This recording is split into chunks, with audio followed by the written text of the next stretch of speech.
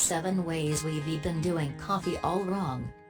For many of us, coffee isn't just a quick caffeine hit to help you kickstart the day, it's a vital life source. Whether you get your coffee fix from your local barista or you make it at home, a good cup of the black, or brown, stuff can literally serve as a mood booster, a crisis solver or a hangover curer. But while the process of making a cup of coffee may seem straightforward, hot water plus beans equals coffee. Simples. There are actually many factors at play when it comes to making the perfect cup of joe. And it turns out there are a fair few coffee traps we might all be falling into. Well, step forward the coffee experts who are here to reveal how to make the perfect cuppa. Make ours a flat white. You're not storing it right. We're not sure where it originated, but for years we've believed that storing our coffee in the fridge is the right way to do things.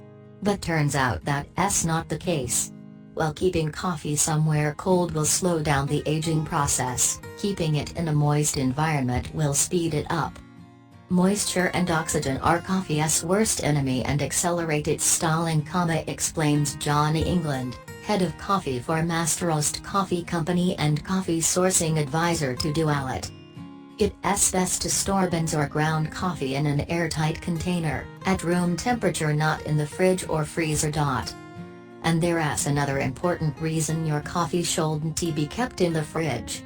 Coffee is an absorber of odor. This means it's a great deodorizer for putting in your fridge or at the bottom of bins to rid them of unwanted smells, but it will adopt the fragrances of the surrounding environment, explains Thomas Hay, head of coffee at Take Coffee.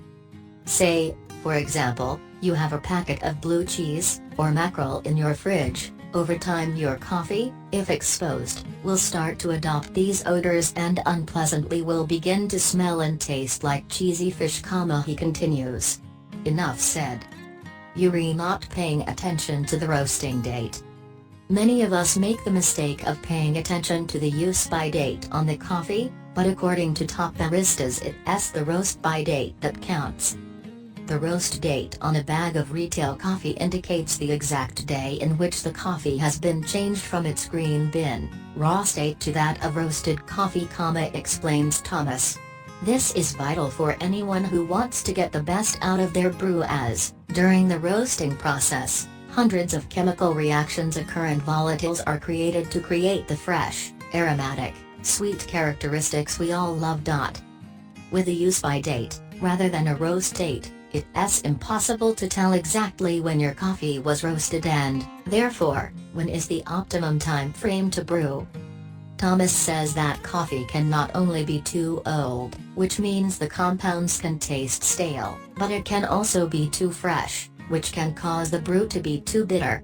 He believes coffee tastes better after a couple of days resting, while espresso tastes best after around 10 days resting.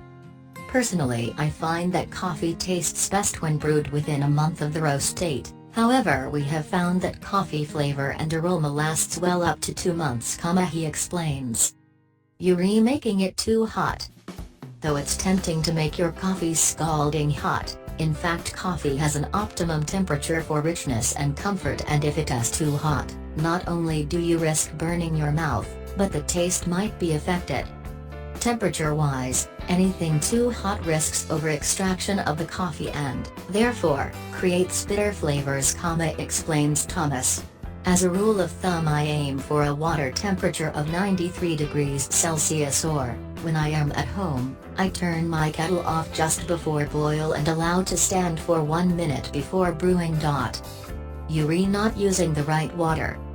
Yeah, tap water ain't gonna cut it. Water is the most important ingredient when it comes to brewing coffee, as it makes up around 98% of the total brew, explains Thomas.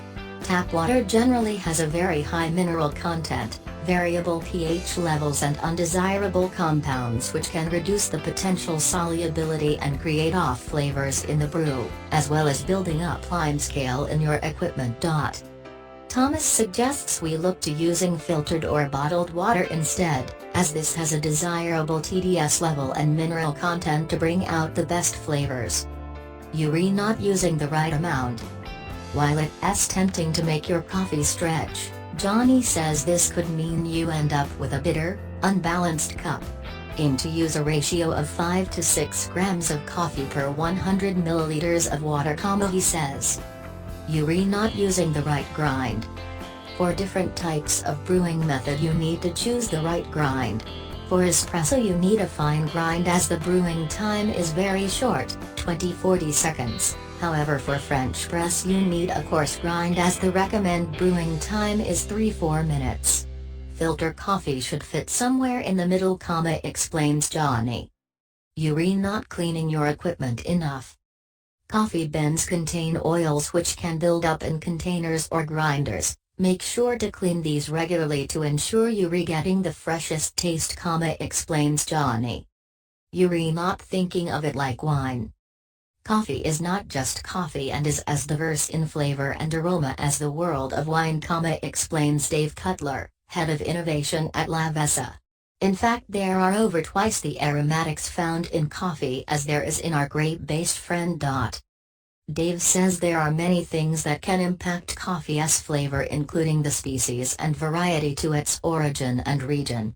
The way the coffee is processed as well as roasted all impact on the final cup, and that's before it's left in the hands of a barista, who can prepare it in numerous different ways, he continues. Coffee experts suggest experimenting with different coffees and processes to find what taste profile suits you.